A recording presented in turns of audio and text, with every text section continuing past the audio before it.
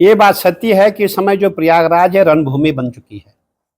यहाँ पे लाखों की संख्या में श्रद्धालु जाप करने, तपस्या करने, यज्ञ करने, अनुष्ठान करने आते हैं।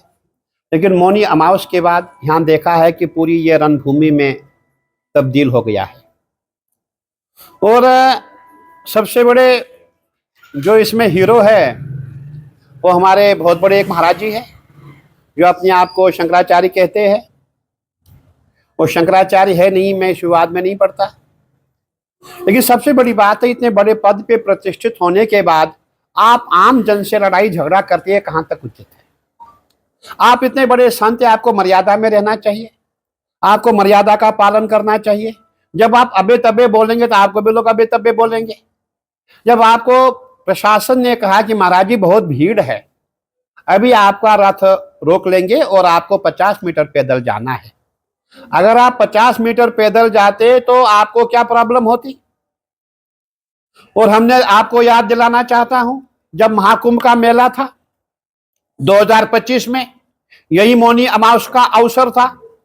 इसी समय करोड़ों की संख्या में श्रद्धालु यहां पहुंचा। उस समय हमारा शाही स्नान था, और शाही स्नान कुंभ के मेले में होता है, माघ मेले में शाही स्नान नहीं होता है, यह कुंभ में होता है। और उस समय हम 13 अखाड़ों के जितने प्रमुख थे, सब ने खड़े होकर निर्णय लिया कि हम स्नान नहीं करेंगे, सबसे पहले जनता को स्नान कराएंगे, उसके बाद हम स्नान करेंगे। हमने सरकार को कह दिया, हमने मेलाधिकारी को कह दिया कि भाई मेलाधिकारी जी, पहले आप जनता को स्नान कराएं, फिर हम स्नान करेंगे। जब हमने जनता को देखा, जनता में कौन था? बूढ़े बूढ़े लोग, हमारी माताएं, हमारी बहनें, हमारे भाई, सब वो तो हमारे अपने ही तो है। उनके स्नान के पश्चात हमने स्नान किया था। जब हमारा 4 बजे का स्नान था, हमने 2:30-3 बजे स्नान किया। हम भी तो संत है, प्रोटोकॉल हमारा था। शाही स्नान संतों का, अखाड़ों का होता है, इनका शाही स्नान नहीं होता। और माघ मेले में कौन सा शाही स्नान आपका है? मैं कहना चाहूंगा, हमारे यहाँ कहा जाता है, संत बड़े परमार्थी, शीतल जिनके अंग, तपत भुजाए और की दे दे अपना रंग। कहने का तात्पर्य, हम अपनी सुख सुविधा के लिए काम नहीं करते हैं, हम दूसरों के लिए काम करते हैं। ये सब जितने भी लोग सब हमारे अपने हैं। माता च पार्वती देवी, पिता देवो महेश्वरा, बांधवा शिव भक्त स्वदेशे भुवंतरयम। ये सब जितने शिव के भक्त है, विष्णु के भक्त है, ये सब हमारे ही तो है, ये गैर नहीं है। आपकी लड़ाई क्यों हुई? आपकी लड़ाई इसलिए हुई कि ये स्नान नहीं करेंगे, मैं स्नान करूंगा, मुझे प्रोटोकॉल चाहिए। तो मेरा कहने का तात्पर्य, आप इतने बड़े संत होकर के इतना बड़ा पद आप अपने आप को समझते, आप शंकराचार्य है, आपको ऐसा कार्य नहीं करना चाहिए, आपको मर्यादा में रहना चाहिए। और इसके बाद आपने योगी जी को कितनी भद्दी भद्दी गालियां दी है। योगी जी जो हमारे सन्यासियों के सरमोर है, और सबसे बड़ी बात है, एक मुख्यमंत्री के साथ साथ बहुत बड़े पीठाधीश्वर है, आपने उनका भी अपमान किया, उनको आपने भद्दी भद्दी गालियां दी। अरे आपको शर्म आनी चाहिए, आप क्या करने जा रहे हैं? आप प्रधानमंत्री को भी गाली देते हैं, आप गृह मंत्री को गाली देते हैं, आप मुख्यमंत्री को गाली देते हैं, जो आपके सामने आएगा आप उसको गाली देते हैं। और गाली आप किसको देते हैं? जो सनातन के पक्ष में है, जो सनातन का विरोध करता है, वो आपके है। इसीलिए मैं कहना चाहूंगा, इनकी जांच होनी चाहिए। महाराज श्री ने जो है ये पंगा क्यों लिया? आपने भी देखा होगा, चुनावी समय है, जनवरी फरवरी में चुनाव होना है, इसीलिए एक एजेंडा इन्होंने बनाया, क्यों नहीं ऐसा किया जाए, यहां पे एक ऐसा ड्रामा बनाया जाए ताकि सनातन खंड खंड में बढ़ जाए। परंतु मैं कहना चाहूंगा, हम सब सनातनी है, हम उसी के साथ है जो सनातन के पक्ष में है, जो सनातन के साथ नहीं है, हम उसके साथ नहीं है।